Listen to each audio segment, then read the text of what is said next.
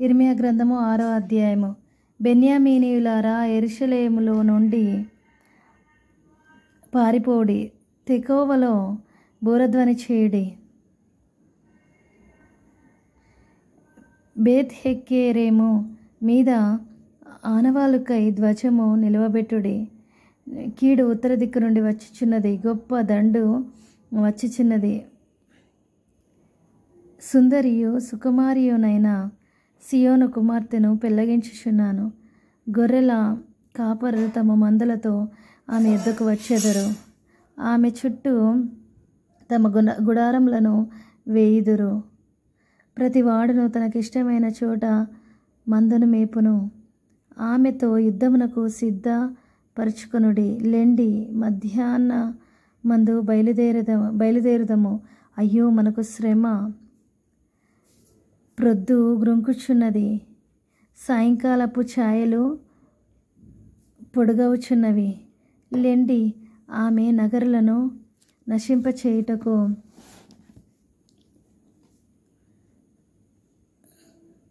రాత్రి బయలుదేరుదము. సైన్యములకు అధిపతియగు యెహోవా ఇలాగు సెలవిచ్చుచున్నాడు. చెట్లను నరికి యెరూషలేమునకు ఎదురుగా ముట్టడి దిబ్బ కట్టుడి. ఈ పట్టణము కేవలము అన్యాయమును అనుసరించి నడిచినది గనుక శిక్ష నందవలసి వచ్చెను.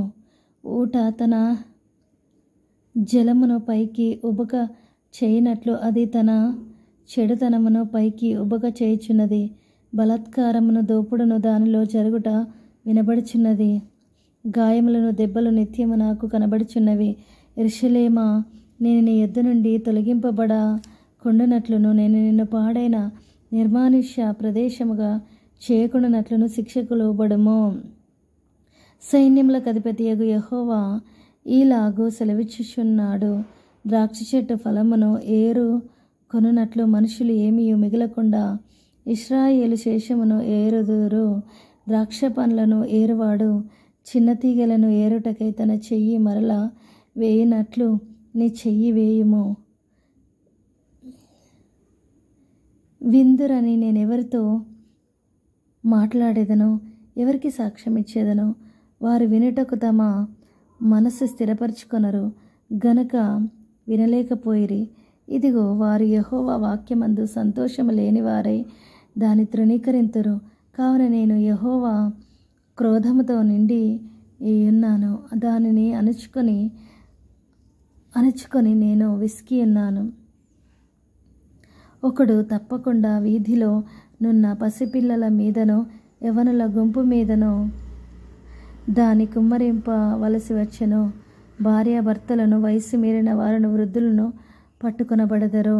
ఏమీ మిగలకుండా వారి ఇండ్లును, వారి పొలములను, వారి భార్యలను ఇతరులకు అప్పగింపబడెదరు.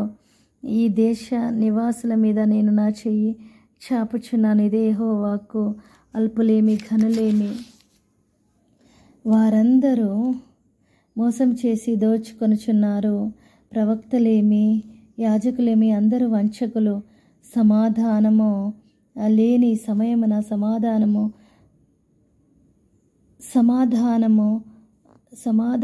సమాధానమని చెప్పుదురు.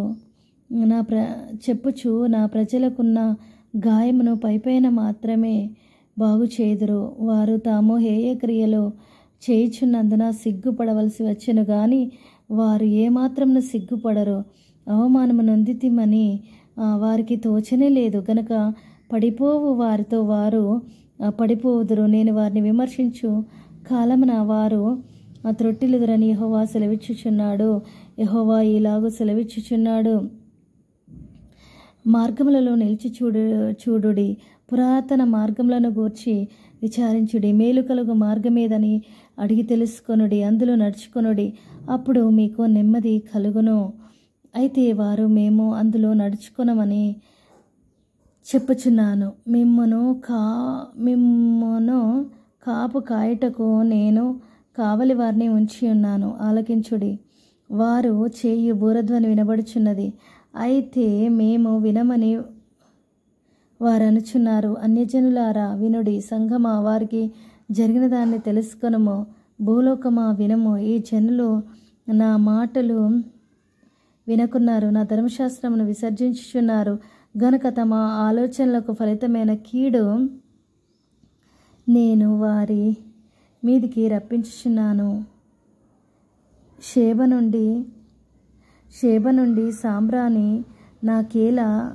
నాకేలా దూరదేశం నుండి వచ్చు మధురమైన చెరకు నాకేలా.